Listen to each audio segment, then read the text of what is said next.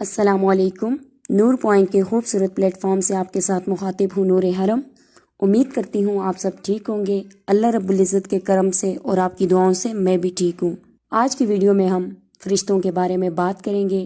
فرشتے کون کون سے ہیں اور ان کے ذمہ کیا کیا کام ہیں۔ اپنی ویڈیو کی طرف بڑھنے سے پہلے میری آپ لوگوں سے التجا ہے، میرے چینل کو سبسکرائب کیجئے، ویڈیو کو لائک اور شیئر کیجئے، ویڈیو کو لاسٹ تک دیکھا کریں۔ چلتے ہیں اپنی آج کی ویڈیو کی طرف۔ جس طرح اللہ رب العزت پر ایمان لانا ضروری ہے، اسی طرح فرشتوں پر ایمان لانا ضروری ہے۔ قرآن پاک کے اندر 88 مرتبہ فرشتوں کا ذکر آیا ہے، یعنی کہ انسان اور جنوں کی طرح فرشتے بھی اللہ رب العزت کی پیدا کردہ نورانی مخلوق ہیں، بلکہ فرشتے اللہ کے بندے ہیں جنہیں اللہ رب العزت نے عزت بخشی ہے، اور وہ اس سے بڑھ کر کوئی بات نہیں کرتے کہ جو اللہ نے ان کو بتائی ہو، اور اسی کے حکم پر عمل کرتے ہیں۔ قرآن اور حدیث کے اندر یہ بات بار بار ذکر کی گئی ہے۔ اللہ نے انسانوں کو مٹی سے، جنات کو آگ سے اور فرشتوں کو نور سے پیدا کیا۔ فرشتوں کی تخلیق کچھ اس انداز سے کی گئی ہے کہ وہ اللہ کے حکم کی نافرمانی کر ہی نہیں سکتے، اس کے حکم کو پورا کرنے کے اندر لگے رہتے ہیں۔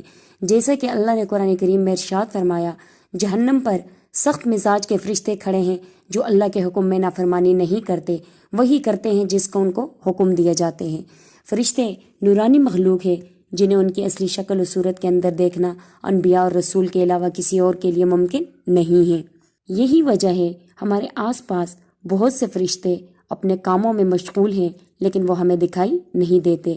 اگر وہ انسانی شکل اختیار کر کے ہمارے سامنے آ جائے تو پھر انہیں دیکھنا ممکن ہے۔ انسان کی بنسبت فرشتے عظیم مخلوق ہے۔ ان کے اندر بعض چھوٹے ہیں، بعض بڑے ہیں اور بعض بہت بڑے، بعض کے 2 پر ہیں اور بعض کے 600 تک پر ہیں۔ جیسا کہ قرآن پاک میں ارشاد ہے، اللہ کے لیے ہیں تمام تعریفیں جو آسمان اور زمین کو پیدا کرنے والا ہے، اور 2 3 4 پروں والے فرشتوں کو اپنا قاصد بنانے والا ہے۔ اللہ کے رسول نے فرمایا، میں نے جبرائیل علیہ السلام کو ان کی اصلی پیدائشی صورت کے اندر صرف 2 مرتبہ دیکھا ہے۔ میں نے ان کو آسمان سے اترتے دیکھا تو ان کا وجود آسمان سے لے کر زمین تک پھیلا ہوا تھا۔ بعض روایت کے مطابق 600 پر دیکھے گئے اور ہر پر نے آسمان کو گھیرے ہوئے تھا۔ ان کے پروں سے مختلف رنگوں کے موتی بکھر رہے تھے۔ اللہ نے فرشتوں کو انسانوں اور جنوں سے زیادہ قوت دے رکھی ہے۔ نبی علیہ السلام جب طائف کے مقام پر وہاں کے لوگوں کو اسلام کی دعوت دینے لگے تو وہاں پر لوگوں نے آپ پر ظلم اور جبر کی انتہا کر دی، آپ کو پتھر مار کر لہو لہان کر دیا۔ تو اس مقام پر جبرائیل علیہ السلام آئے، انہوں نے بلند آواز دی اور کہا، اللہ آپ کے بارے میں آپ کی قوم کی باتیں سن چکا ہے، جو ان لوگوں نے آپ کے خلاف قدم اٹھایا ہے وہ بھی وہ دیکھ چکا ہے۔ آپ کے پاس اللہ نے پہاڑوں کا فرشتہ بھیجا ہے، آپ ان لوگوں کے بارے میں جو چاہیں اس فرشتے کو حکم دیں۔ اس کے بعد وہ پہاڑوں کا فرشتہ آپ سے مخاطب ہوا، آپ صلی اللہ علیہ وسلم کو سلام کیا اور کہا، اے اللہ کے رسول، آپ جو بھی حکم دیں گے میں اس کی تعمیل کروں گا۔ اگر آپ چاہیں تو میں دونوں طرف کے پہاڑوں کو لا کر ان پر ملا دوں جس سے یہ پس جائیں، یعنی وہ ظالم قوم۔ اسی طرح حضرت جبرائیل علیہ السلام کی قوت اور طاقت کے بارے میں قرآن پاک میں ارشاد ہے، اسے کہتا ہوں کہ رسول اکرم کو زبردست طاقت والے فرشتے نے سکھایا ہے، جو کہ زور آور ہے فرشتوں میں، جس کی ذمہ داری جتنی بڑی ہے اس کو رتبہ بھی اتنا بڑا ملا ہے۔ مثال کے طور پر جبرائیل علیہ السلام، حضرت اسرافیل علیہ السلام، حضرت اسرائیل علیہ السلام اور حضرت میکائیل علیہ السلام، جو کہ فرشتوں میں سب سے بلند مرتبہ رکھنے والے ہیں اور اللہ کے سب سے زیادہ قریب ہیں۔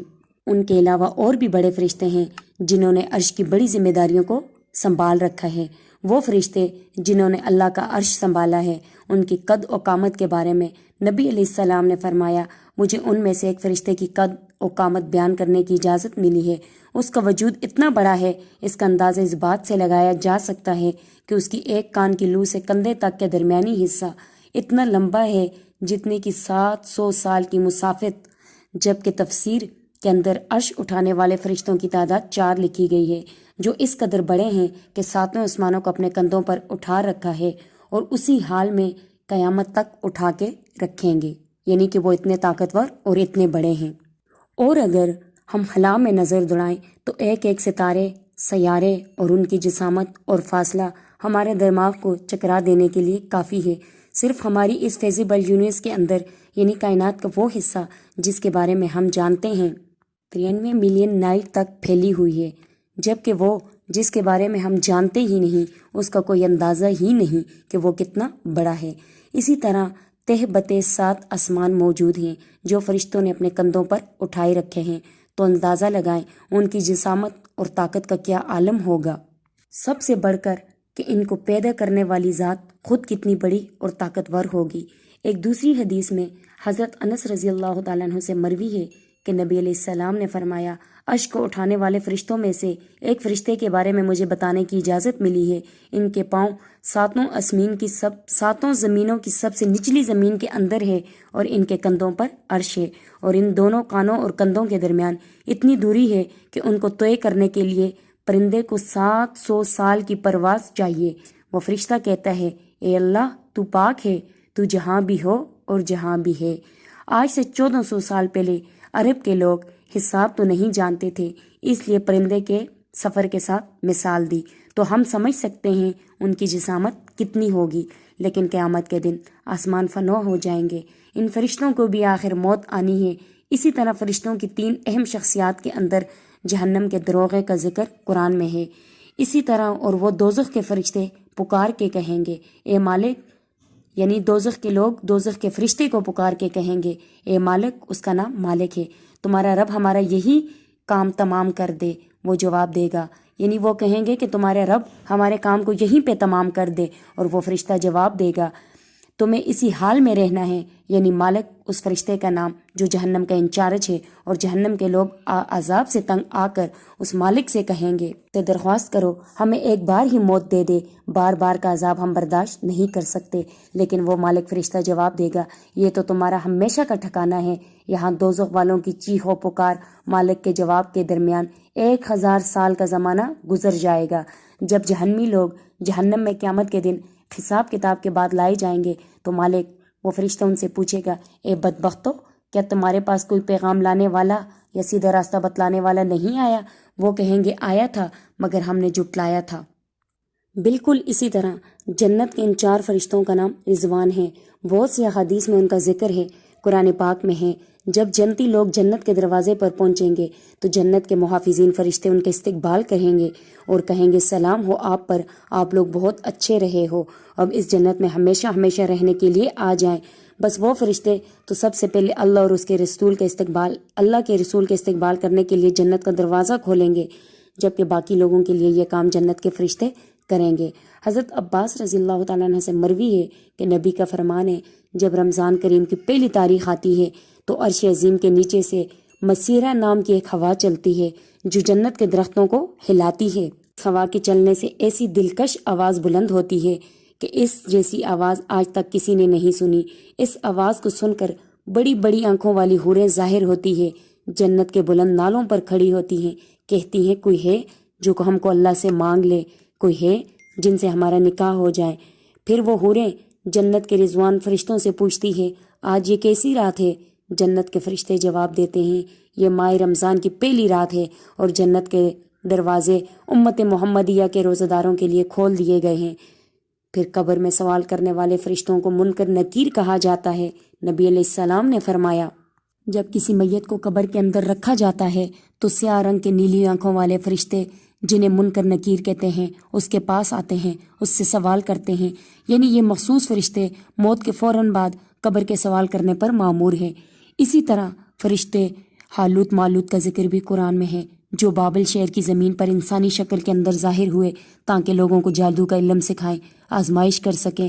حضرت داؤد علیہ السلام اور ان کے بیٹے حضرت سلیمان علیہ السلام کے دور میں یہ شہر بابل میں اترے، لوگوں سے کہا، جادو سیکھنا کفر ہے، ہم تم لوگوں کی آزمائش کے لیے آئے ہیں، لیکن اگر تم پھر بھی سیکھنا چاہتے ہو تو ہم سکھا دیں گے، مگر تم جان لو یہ کفر ہے۔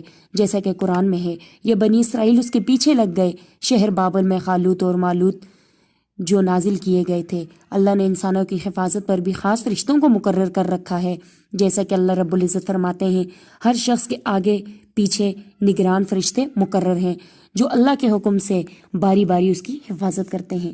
بخاری شریف کی ایک روایت میں ہے، فرشتوں کی ایک جماعت دن کے وقت انسانوں کی حفاظت پر مامور ہے اور دوسری جماعت رات کے وقت انسانوں کی حفاظت کرتی ہے۔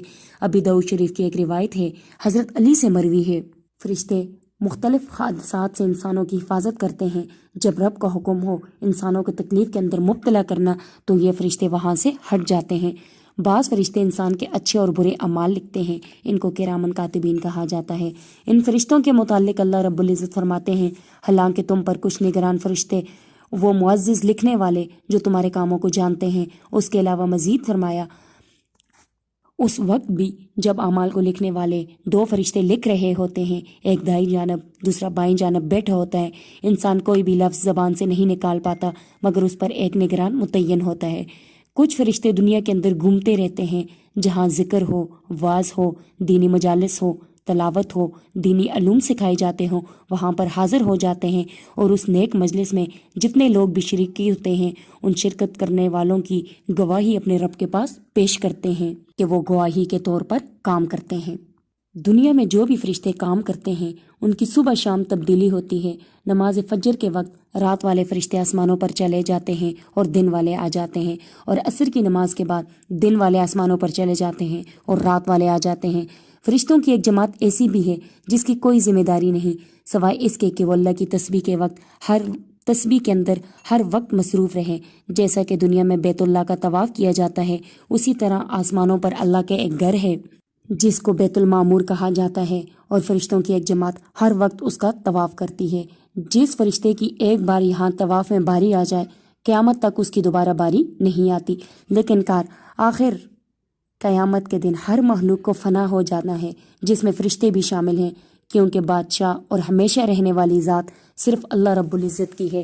قیامت کے دن جب ساری دنیا ہر چیز فنا ہو جائے گی، ان فرشتوں کو بھی موت آ جائے گی، ہمیشہ اور باقی رہنے والی ذات صرف اللہ رب العزت کی ہے۔ یہ تھی ہماری آج کی ویڈیو، یقیناً آپ کو ضرور پسند آئی ہوگی۔ کمنٹس میں اپنی قیمتی رائے کا اظہار ضرور کیجیے گا۔ اللہ حافظ۔